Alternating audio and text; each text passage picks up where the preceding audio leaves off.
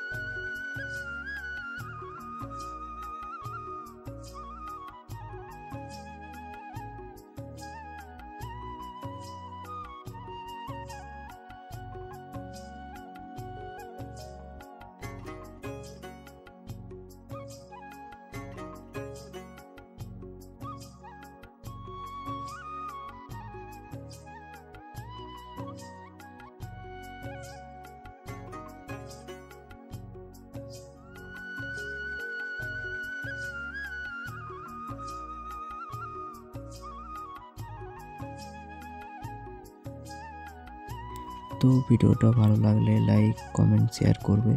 চ্যানেলে কেউ যদি নতুন হয়ে থাকে অবশ্যই চ্যানেলটা সাবস্ক্রাইব করবে। আবার দেখা হচ্ছে নেক্সট ব্লগে, ততক্ষণ বাই।